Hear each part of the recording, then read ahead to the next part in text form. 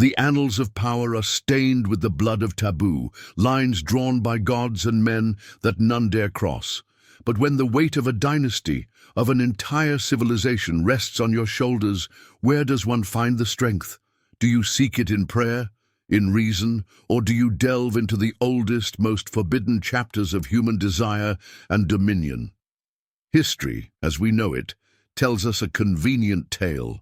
It claims the most shocking accusation against Cleopatra VII, a relationship with her own son, Caesarion, was nothing but the poisonous libel of her Roman conquerors, a final effort to erase her humanity and justify her destruction.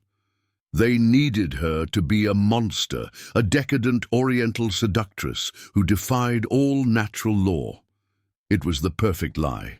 But what if the truth, hidden for 2 millennia, was not a lie? What if the Romans, in their hatred, accidentally stumbled upon a secret so devastating, so terrifying in its implication, that it had to be dismissed as fantasy? This is not a story of mere perversion. This is a story of ultimate sacrifice and calculated heresy. Imagine the scene. Alexandria is besieged. The galleys of Octavian darken the horizon. Mark Antony is dead by his own hand. Every ally has fallen. Cleopatra, the most brilliant woman of her age, has exhausted every political, military, and diplomatic option. With despair closing in, she turns from the logic of men to the desperate magic of the gods. She was Isis incarnate. And what could be more powerful, more divinely transgressive than a union that would concentrate the bloodline of the Ptolemies and Julius Caesar himself into a single, unstoppable lineage? This was not an act of passion. It was a ritual, a final, monstrous gamble to defy fate itself. You're about to witness the unraveling of a 2,000-year-old cover-up. This is the story of a queen who loved her son so fiercely, was so consumed by her duty to preserve his birthright, that she was willing to damn them both to try and save him. This is the truth behind the serpent's kiss. This is the last pharaoh's final secret. The whispers of the court, the silent glances of the servants, the weight of the dynastic seal. These were the elements that composed the universe of Cleopatra VII from her first breath. To understand the cataclysm that was to come, one must first understand the profound and terrifying nature of her existence. She was not merely a queen, she was the living embodiment of a god-king lineage that traced its roots back to Ptolemy I, a general of Alexander the Great. In the rarefied air of the Ptolemaic court, incest was not a taboo. It was a political and sacred tool, a means to keep the divine bloodline pure and the power consolidated.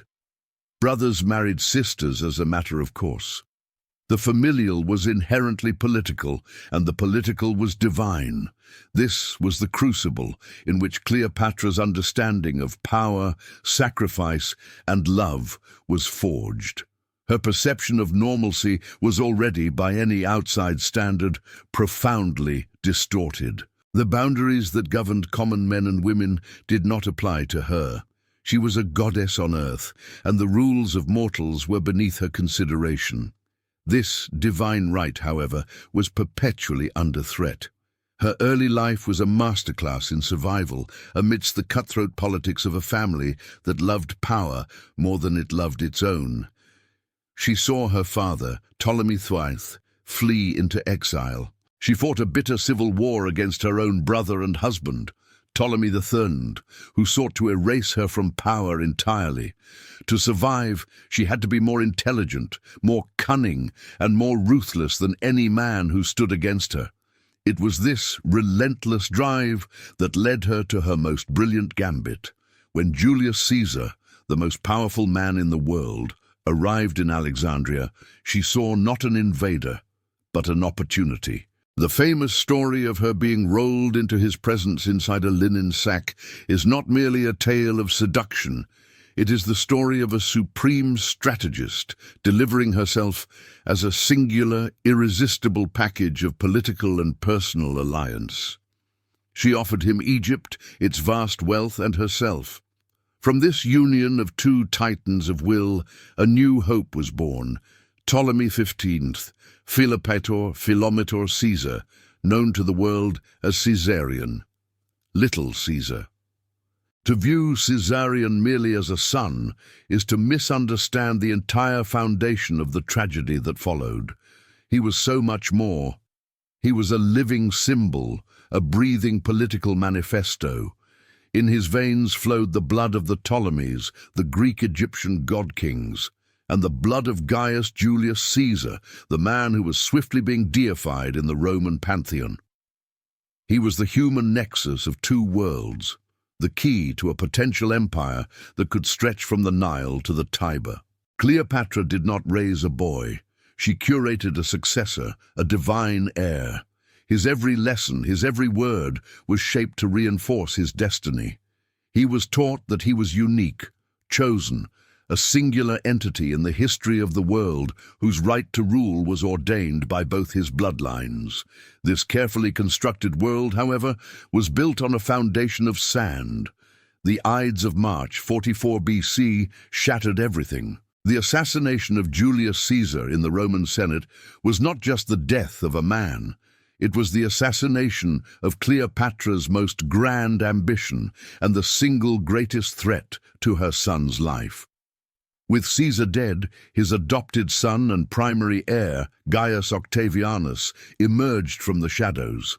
Where Caesar might have seen Caesarion as a curious and perhaps worthy successor, Octavian saw only a threat, a living, breathing challenge to his own legitimacy. Octavian was a master of perception. He understood that to defeat Cleopatra, he first had to demonize her. He began a relentless propaganda campaign, painting her not as a head of state and a worthy adversary, but as a decadent Eastern temptress who had ensnared first Caesar and then Mark Antony with her witchcraft and her unnatural sexual appetite. She was the serpent of the Nile, a monster who threatened the very fabric of Roman virtue. In the face of this, Cleopatra forged a new alliance with Marcus Antonius, Caesar's former lieutenant.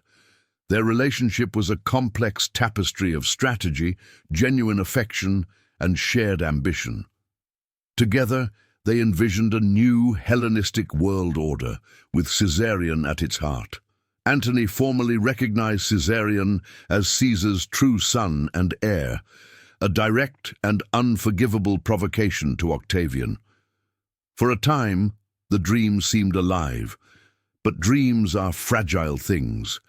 The defeat at the Battle of Actium in 31 BC was not just a military loss, it was the sound of the future crashing down. Cleopatra and Antony fled back to Alexandria, broken and pursued by the relentless shadow of Octavian's vengeance. The world was closing in. The once great queen of a mighty kingdom found her options diminishing by the hour. Diplomacy had failed. Military might had failed. Her alliance with Antony had failed. Every logical political avenue was exhausted. She was trapped in her own palace, a gilded cage overlooking a harbor that would soon be filled with the warships of her enemy. It was in this atmosphere of utter desperation, surrounded by the echoes of a glorious past and the terrifying silence of a future being stolen, that a desperate, terrifying thought began to form, a thought born not of lust, but of a terrifying divine logic. If the world of men had failed her, perhaps it was time to appeal to the world of the gods. The air in Alexandria grew thick with the scent of impending doom. It was a metallic taste, like blood on the wind, mixed with the salt of the sea and the dust of a city holding its breath. The news from Actium was not just a defeat, it was an unraveling. The Grand Fleet, once a symbol of Antony's power and their shared ambition, was scattered or sunk. Their allies, those fickle kings and governors, had melted away like shadows at noon, rushing to pledge their loyalty to the rising son of Octavian. Marcus Antonius, the great Roman general, the Dionysus to her Isis, was a shell of a man. He retreated into the palace's innermost chambers, succumbing to a profound despair that Cleopatra had never before witnessed. He was defeated not just by Octavian's legions, but by the crushing weight of his own failure. The man who was once her pillar of strength was now a void, and into that void rushed a silent, screaming terror. Cleopatra remained for now the queen, but her kingdom had shrunk to the marble halls of her own palace. Every report from the coast was worse than the last. Octavian's forces were methodical, relentless. They did not rush. They advanced like a tide, inevitable and suffocating, securing every town, every port, every road that led to the capital. There was to be no escape, no last-minute reprieve. This was not a war of conquest anymore. It was an extermination. Octavian's message was clear. The world would have no place for the line of Ptolemy, and certainly no place for the son of Julius Caesar. Caesarion's very existence was a treason against the new Rome Octavian was building. His fate, should he be captured, was not in question. It was this singular, paralyzing fear for her son that began to warp Cleopatra's brilliant mind. The pragmatic politician, the master strategist, found no more moves on the board. Every door was slammed shut, and so she began to look for a door that was not of this world. Desperation is the midwife of madness, and for a queen who was also a living goddess, madness took a divine form. She was Isis on earth. She had spent a lifetime cultivating this image, this profound belief in her own semi-divine nature. Now, in her darkest hour, she turned to it not as a symbol, but as a literal source of power. If human strategies had failed, perhaps divine ones remained. She summoned her most trusted priests, not those who performed public rites for the populace, but the keepers of the oldest, most esoteric mysteries. These were men versed in texts that were never written down, in rituals that spoke to the fundamental chaotic forces of creation and legacy. In the flickering torchlight of an underground chamber, away from the despairing eyes of the court, she demanded answers. What remained? What ultimate sacrifice, what ultimate act of devotion could possibly summon a power great enough to save her son, to save his birthright? The priests, old men whose eyes held the secrets of centuries, spoke in hesitant, fearful tones. They spoke of the pharaohs of the most ancient times, of a power that resided in the absolute purity of a royal lineage. They spoke of a concept so terrifying it was never named aloud, only alluded to in the most cryptic of hymns, the Henosis Dynamis, the power of union. It was a theoretical magic, a ritual of last resort from a time before time, meant to face an existential threat to the very essence of Ma'at, the cosmic order. The theory was blasphemous in its simplicity. If a dynasty faced annihilation from an external, unclean force, its power could be concentrated, made inviolable through the most absolute union imaginable, a union that would collapse the divine bloodline in upon itself, creating a singular perfected vessel of royalty so potent that no earthly force could touch it. It was the ultimate act of isolationism, of purity. It was the rejection of the entire outside world in favor of a closed, perfect and impenetrable divine circuit. The unspoken meaning hung in the smoky air between them. The ritual required a mother, the source of the divine line, and her son, its ultimate expression. It was not an act of procreation, but of recreation. It was meant to symbolically and literally erase any outside influence, to forge the two halves of the royal essence back into one indestructible whole. The price for this potential power was the ultimate transgression, the permanent staining of one's soul, the eternal wrath of common morality. It was a bargain with the darkest aspects of the very gods they worshipped. Cleopatra listened, and in her growing desperation, she did not hear a horror story. She heard a solution. The Roman propaganda that painted her as a deviant, Octavian's lies, now became a perverse guide. To defeat him, She would have to become the monster he claimed she was. But in her mind, it was not monstrosity.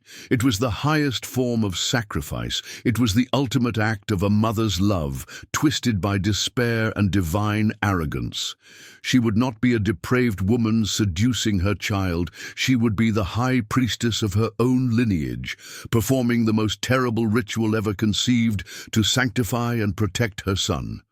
She would take the very weapon Octavian was using to slander her and transform it into a shield. She would make Caesarion not just a king, but a god-king so pure, so concentrated in his divine essence, that Octavian's legions would be powerless against him. The logic was insane, but to her, isolated, terrified, and drowning in the weight of her divine identity, it was the only logic left. Preparations were made in absolute secrecy. The chosen night was moonless, black as a serpent's belly.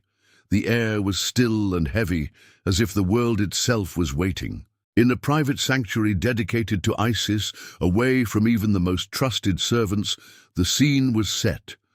Incense of myrrh and kiphi, meant to bridge the world of men and gods, filled the room with a suffocatingly sweet smoke. Symbols of eternity and protection were etched onto the floor. Cleopatra, dressed not in her royal regalia, but in the simple linen garments of a high priestess, stood before a terrified Caesarion. He was no longer a child, but not yet a man, caught in the horrifying confusion of adolescence, now amplified by the terror of their situation and his mother's frightening, intense demeanor. She did not explain it as a mother to a son. She explained it as a goddess to her chosen vessel. She spoke of destiny, of salvation, of divine will. She spoke of the Romans as creatures of chaos, Setesh trying to destroy the divine order. She told him that this was the only way to become strong enough, pure enough to withstand them, that this was their sacred duty to their bloodline, to Egypt itself. It was a coronation and a consecration. It was the final, awful step in his lifelong education that he was different, that he was born for a purpose that transcended mere human morality. He was confused, frightened, but he had been raised to obey his mother, to revere her as both parent and pharaoh. He had been taught that his destiny was everything. The weight of millennia of Ptolemaic rule pressed down on him. The fear of Octavian's legions was a tangible force, and before him stood his mother, his goddess, her eyes burning with a fervor he had never seen, offering him what she believed was their only path to survival. His acquiescence was not born of understanding or desire, but of a profound, paralyzing fear and a lifetime of conditioning. It was the silence of a lamb led to a most unnatural slaughter. The act itself was not one of passion, but of ceremony.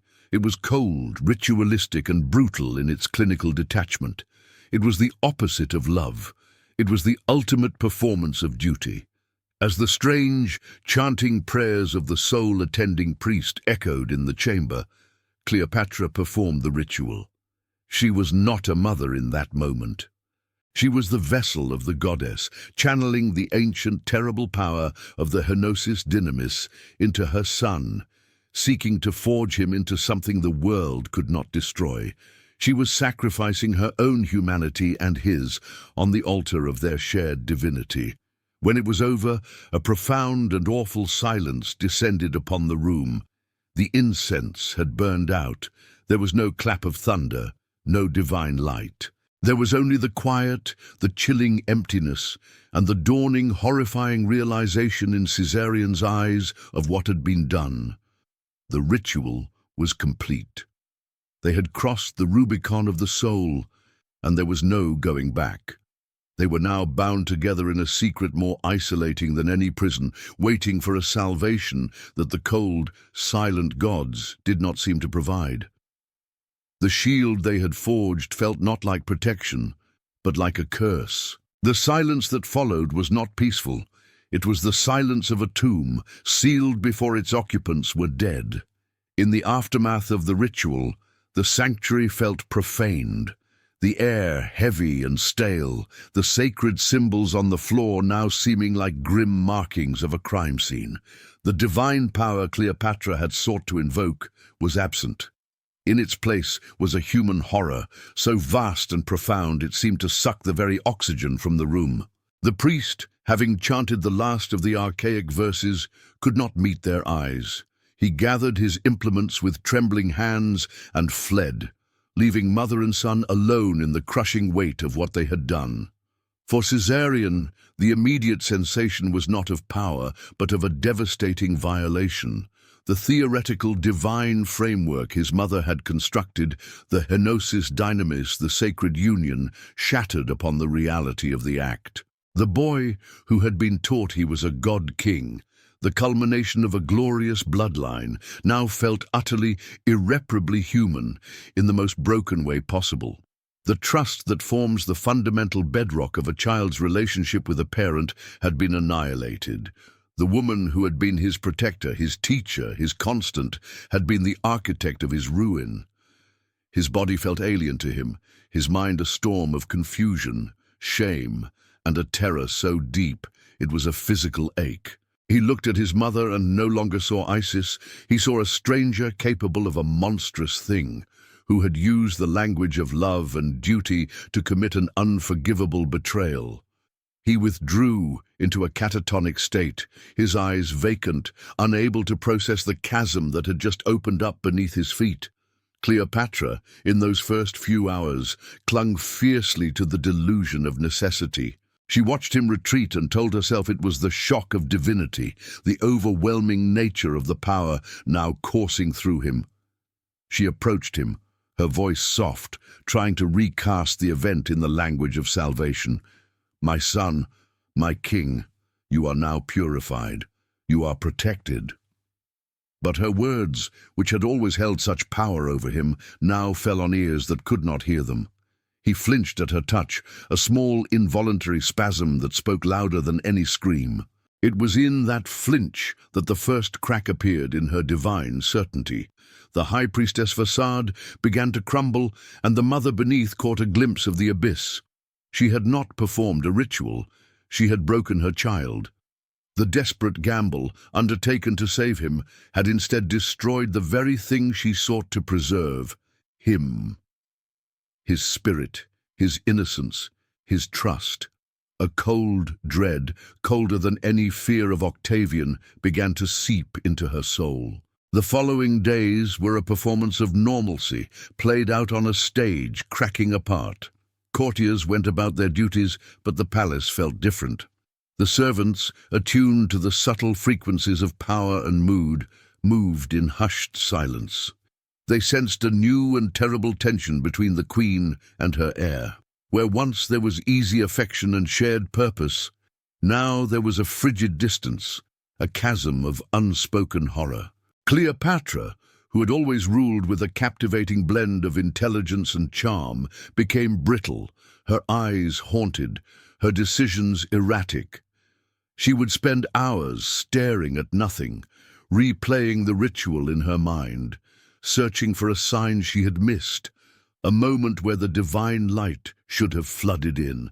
She found only the memory of her son's terrified, confused eyes. Caesarion became a ghost in the palace. He avoided his mother entirely, taking his meals alone and spending his days wandering the empty halls of the library or staring out at the sea from the highest balcony of the lighthouse, as if hoping to see a salvation that would come from anywhere but the woman who had destroyed him. The weight of their shared secret was an isolating force field around them. They could confess to no one, seek counsel from no one. They were trapped in a private hell, bound together by a sin that made allies impossible. The ritual, intended to make them invincible, had made them profoundly vulnerable and utterly alone.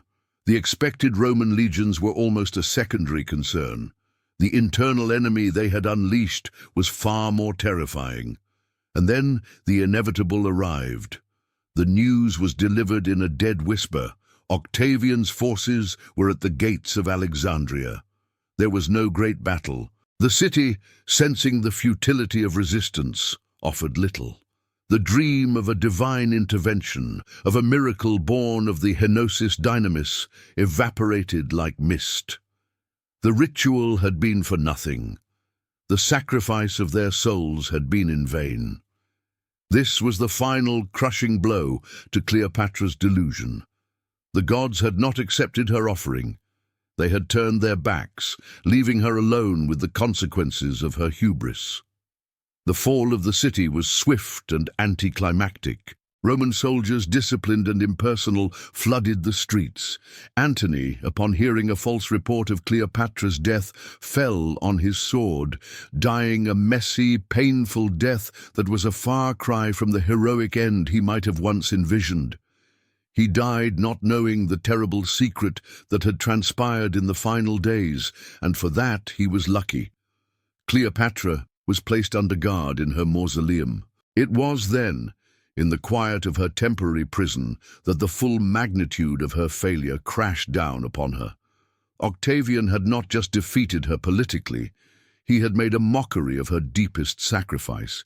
She had offered up her humanity and her sons on the altar of power, and the power had never come. She had become the monster of Roman propaganda, not to defy them, but to fulfill their darkest fantasies, and it had gained her nothing.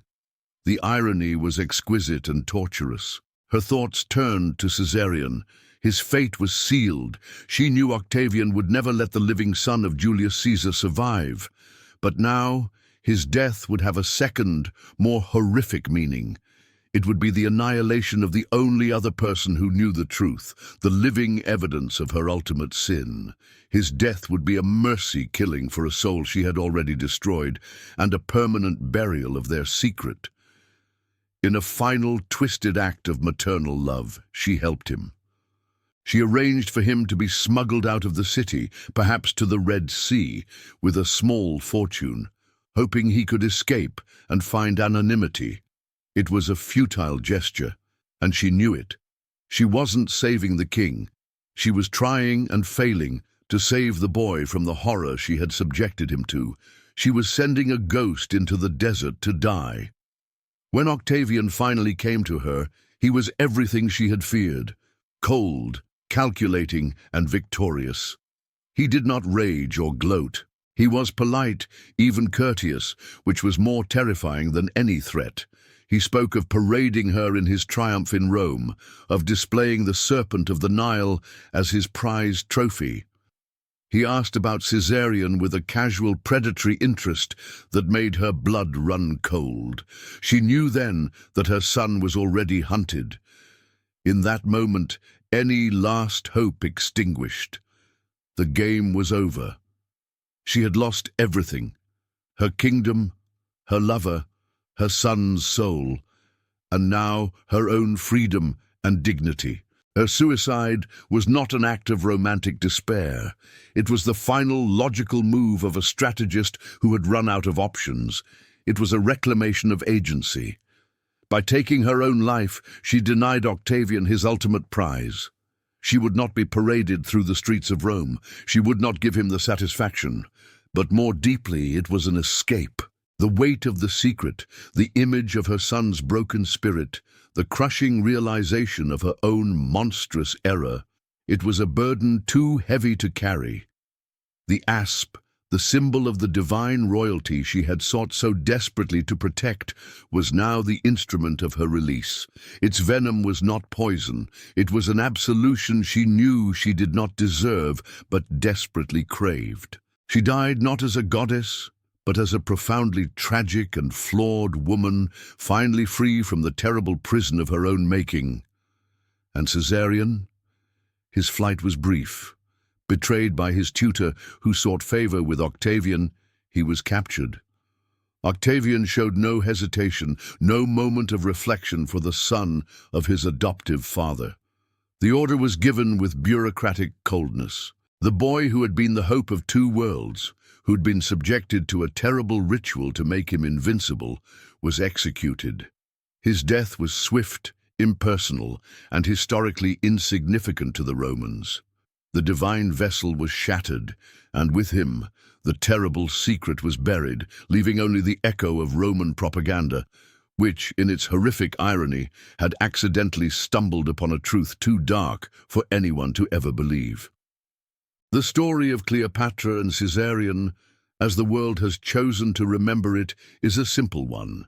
It is a tale of Roman triumph, of a dangerous queen vanquished, and of a convenient lie crafted to justify a political murder. For 2 millennia, the accusation of incest has been dismissed as the final vile flourish of Octavian's propaganda machine, a slander so grotesque it could only be the invention of a vindictive enemy. We have comforted ourselves with this interpretation. It allows us to keep the players in their neat historical boxes: the noble Roman, the decadent Eastern queen, the innocent boy caught in the middle. But history is rarely so simple. Truth is not a single thread, but a tangled knot of perception, action, and consequence.